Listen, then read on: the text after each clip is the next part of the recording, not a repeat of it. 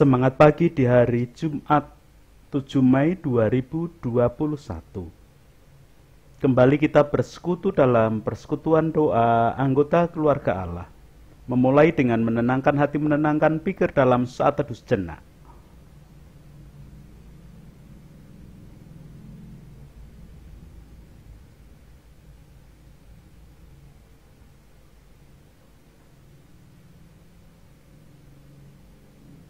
Pertolongan kita hanya berasal dari Allah yang telah menciptakan langit bumi beserta segala isinya. Kasih karunia dan damai sejahtera yang dari Allah Bapa kita dan Tuhan Yesus Kristus ada pada saudara sekalian. Amin.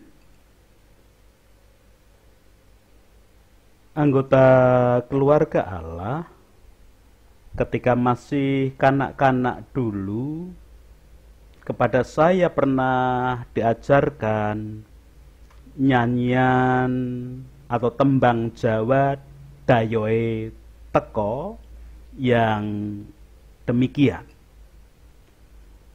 Dayoe teko, gelarno kloso, klosone bedah, tambalen jatah, jatahe mambu, pakakno asu, asune mati, buangen kali, kaline banjir, kelekno pinggir. Semula saya pikir tembang tadi sekedar tembang dolanan bocah, di mana tembang atau nyanyian itu amat sederhana, hampir tanpa nada, walaupun ada guru lagunya. Namun ternyata ada piwulang atau pelajaran yang terkandung di dalamnya. Setidaknya ada beberapa pelajaran yang terkandung dalam tembang atau nyanyian Dayoe Teko tadi. Yang pertama, harus selalu siap menerima tamu. Tembang dolanan tadi menyatakan bahwa selalu ada masalah di dalam kehidupan. Lewat kloso atau tikar yang bedah atau jebol, ternyata ada rentetannya. Mungkin berawal lama tidak ada tamu, tikar tidak pernah digelar. Bahkan jadah, nama makanan yang terbuat dari ketan pun sudah basi atau sudah bau. Intinya, tuan rumah tidak siap menerima tamu. Bisa juga tuan rumah memang jarang menerima tamu. Tetapi apapun argumentasinya, namanya tetap tidak siap juga. Dengan demikian, tembang ini sebenarnya membawa pesan bahwa di dalam kehidupan kita harus selalu siap sedia menerima tamu kapanpun waktunya. Kalau kita bandingkan dengan cara hidup orang Jawa pada zaman dahulu, ada orang tua yang setiap hari di meja ruang tamu selalu ada makanan kecil, semacam keletian atau kue-kue ringan. Demikian pula, sekalipun masih di dalam, selalu tersedia cangkir minuman dan semuanya selalu standby, supaya kalau ada tamu bisa cepat nyugui atau dihidangkan. Kalaupun ada anak muda atau anak yang bertanya, Terus kalau tidak ada tamu bagaimana? Orang tua tadi menjawab, ya nanti pasti ada yang makan. Itu pelajaran yang pertama. Manusia harus selalu siap sedia di dalam kehidupan, kapanpun waktunya menerima tamu. Pelajaran kedua, tamu jadi terlantar. Ada juga pandangan yang agak sinis, tetapi sebenarnya ada benarnya, ada baiknya. Ketika tuan rumah tidak siap menerima tamu, tamunya atau dayoh tidak ditemui karena sibuk dengan pekerjaan di belakang. Ada membuang bangkai anjing di sungai yang ternyata banjir. Si tuan rumah adalah orang yang tidak punya visi dan misi di dalam kehidupan. Hidup tidak tentu tujuannya. Mana yang prioritas, mana yang bukan. Mulai dari dayoh atau tamu yang datang, dayoh teko, kloso atau tikar yang bedah, jadah yang mambu, anjing, sampai ke kali yang banjir, mana yang lebih prioritas. Sehingga semua jadi sia-sia kalau hidup tanpa rencana. Maka ada pelajaran berikutnya, yaitu apeslah kalau tamunya adalah waktu kematian menjemput. Mungkin pada bagian ini orang berpendapat itu kan bagi orang yang sudah usia lanjut atau usia senja. Tetapi bukankah hari kematian bisa datang kepada siapa saja tanpa batasan umur? Dayoh atau tamu tadi melambangkan hari kematian. Kita harus siap menerima kedatangannya, tapi tidak segampang itu di dalam menyiapkan diri.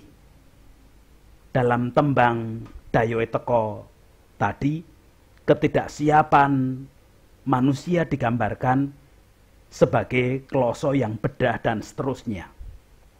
Kloso yang bedah sebenarnya berawal dari lambang tentang iman dan takwa atau ketaatan manusia yang masih bolong-bolong kepada Tuhan. Di dalam beriman pun tidak utuh.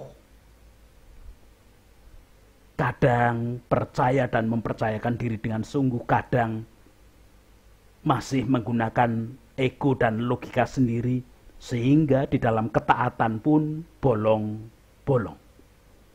Kalau seperti ini yang terjadi, apakah manusia siap untuk menyambut hari kematian? Apakah manusia siap untuk menghadap Sang Khalik?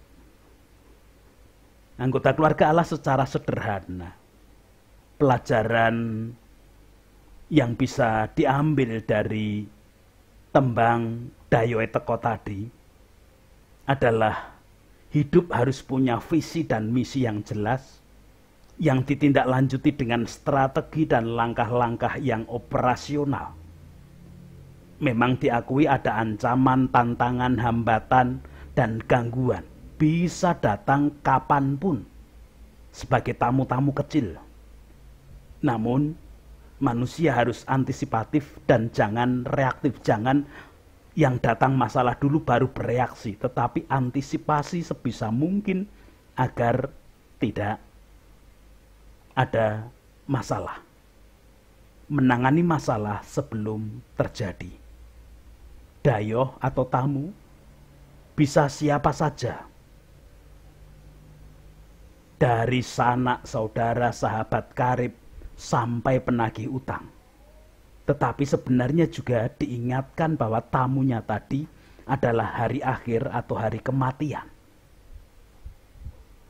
Begitu sederhana tembangnya, Tetapi kalau kita mau merenungkan maknanya begitu dalam, kita harus siap hidup dan siap mati. Anggota keluarga Allah menyadari hidup yang harus dipersiapkan. Yesaya pernah menyatakan pengalaman hidupnya yang diajarkan kepada umat Israel dan seluruh umat manusia di dunia, bahwa visi misi harus dimulai dari kesadaran bahwa hidup ini hanya karena Tuhan. Kalaupun harus menentukan visi misi dan langkah-langkah antisipatif, selayaknya berdasarkan kesadaran bahwa hidup terjadi hanya karena Tuhan tersebut. Tidak sembarangan. Leksionari bacaan pertama hari ini memberikan catatan kepada kita.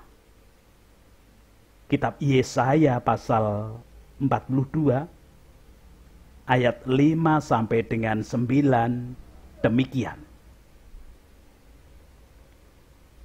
Beginilah firman Allah, Tuhan yang menciptakan langit dan membentangkannya, yang menghamparkan bumi dengan segala yang tumbuh di atasnya, yang memberikan nafas kepada umat manusia dan mendudukinya, dan nyawa kepada mereka yang hidup di atasnya.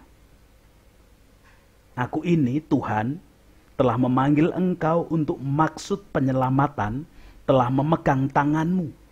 Aku telah membentuk engkau dan memberi engkau menjadi perjanjian bagi umat manusia, menjadi terang untuk bangsa-bangsa.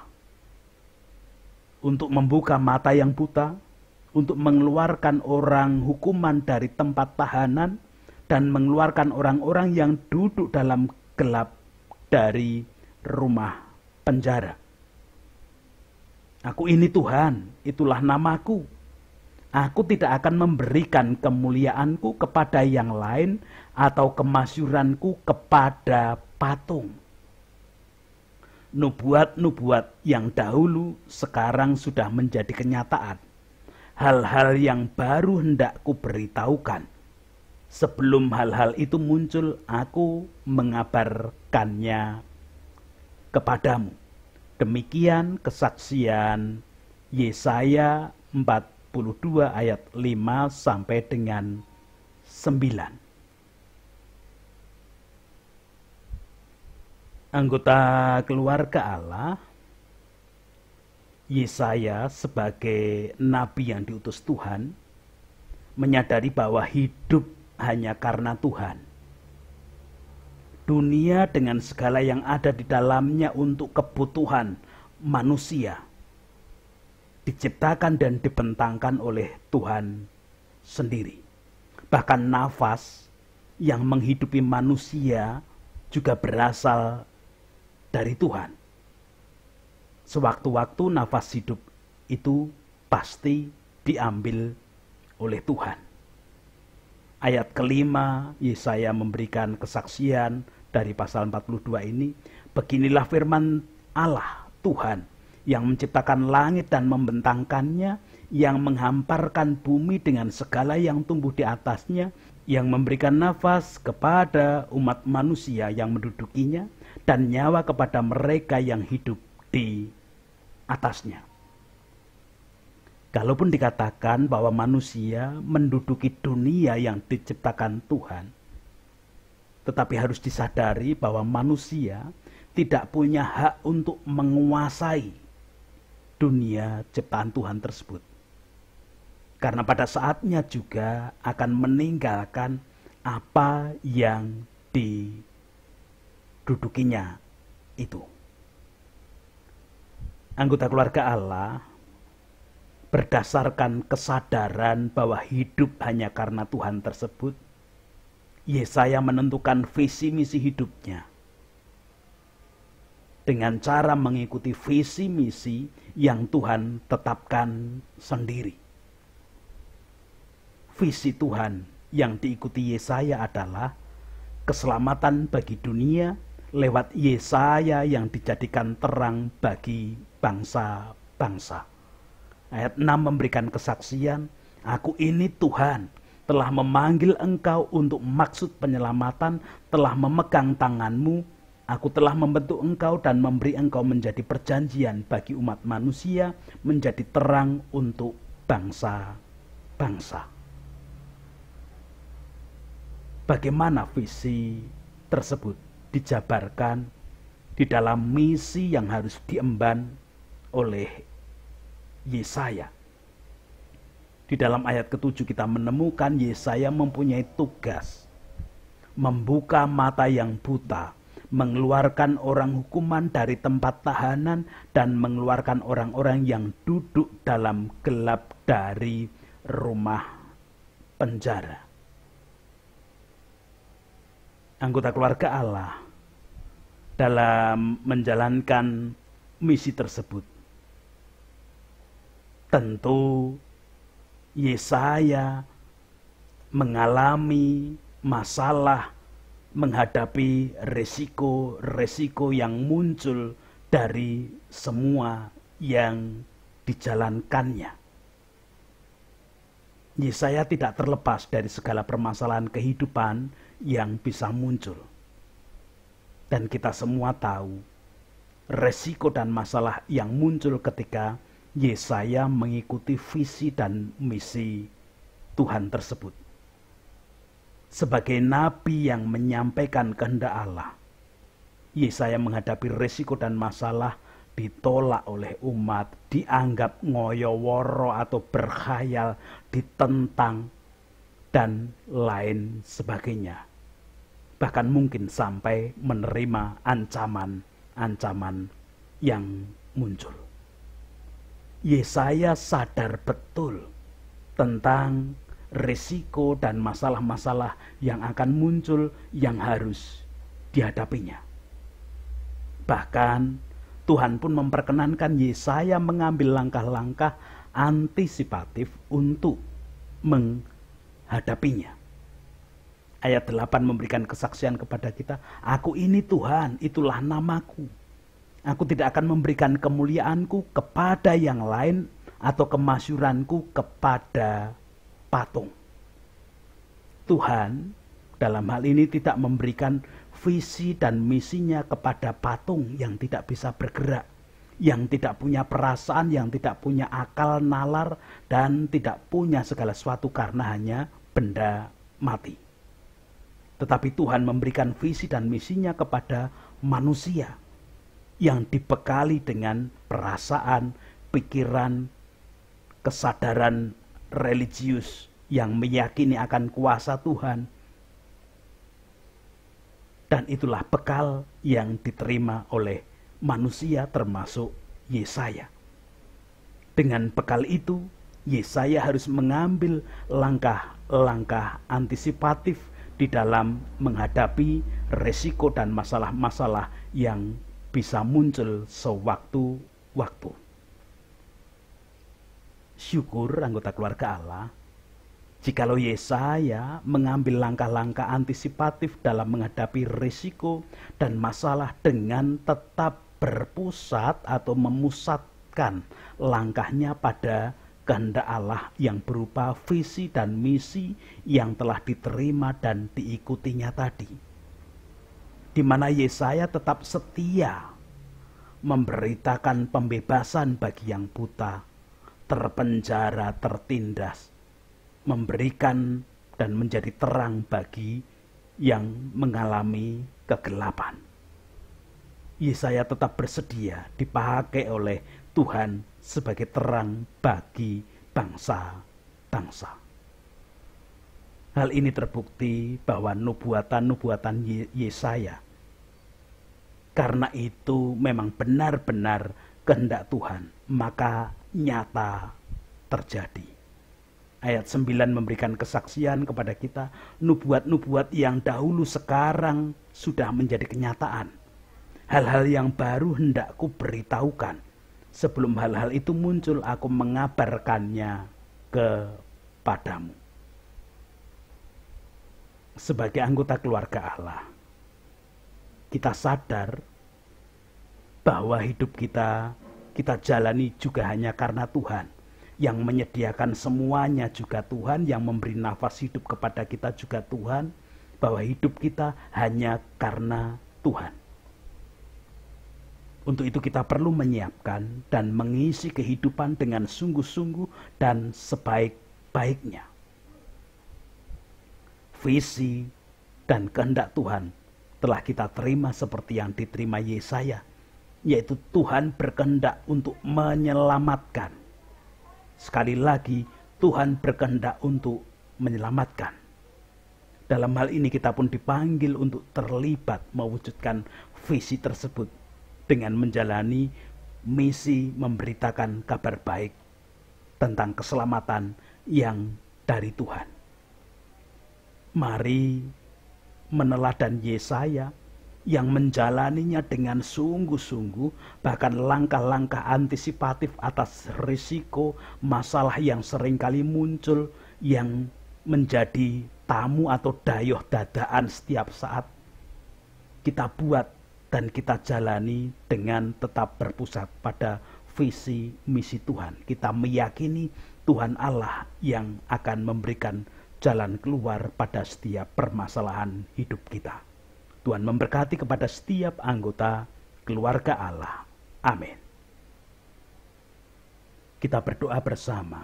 Puji, hormat, dan syukur, kemuliaan hanya bagi nama Tuhan yang hari ini bersabda kepada kami melalui Yesaya, mengingatkan, menolong kami bahwa hidup kami memang harus untuk memuliakan nama Tuhan dengan cara mengikuti visi dan misi Tuhan. Memang ada banyak kendala yang akan muncul, resiko yang harus kami hadapi. Namun tetap memusatkan hidup pada Tuhan, kami boleh melangkah maju ke depan bersama Tuhan karena Tuhan sendiri yang berkarya atas hidup kami. Apapun aktivitas kami hari ini, biarlah kasih kuasa-Mu yang nyata dan Engkau menopang hidup kami. Termasuk anak-anak kami yang belajar di usia sekolah mereka di masa pandemi saat ini. Kami anggota keluarga Allah yang mengalami kelemahan ragawi dengan sakit penyakit yang muncul, biarlah kami tetap meyakini kasih Tuhan yang ada dan nyata bagi hidup kami. Tetap berdoa untuk para pemimpin, para wakil rakyat, tokoh masyarakat, tokoh agama, dan semua komponen bangsa dan negara ini, termasuk para medis yang menjalani kehidupan menjadi garda paling depan penanganan pandemi. Program vaksinasi dan semua kegiatan untuk pencegahan merebaknya pandemi, biarlah kasih setiamu yang menguasai untuk semuanya. Gereja-gereja Tuhan di dalam melanjutkan kehidupan dengan mewujudkan visi dan misi Tuhan, kasih setiamu yang ada, teladan Yesaya juga boleh diikuti. Itu doa-doa kami, ampuni dosa dan kesalahan kami, ampuni dosa kesalahan para pemimpin kami, wakil rakyat, tokoh masyarakat, tokoh agama, dan semua kami pinta dalam Tuhan Yesus Kristus. Amin. Kita melanjutkan kehidupan dengan meneladani Yesaya dan tetap membawa berkat-Nya. Kasih karunia dan damai sejahtera yang dari Allah Bapa kita dan Tuhan Yesus Kristus di dalam persekutuan dengan Roh-Nya yang kudus tercurah, melingkupi, menguasai, melayakkan setiap anggota keluarga Allah meneladani Yesaya, menjalani visi dan misi dari Tuhan sendiri. Amin.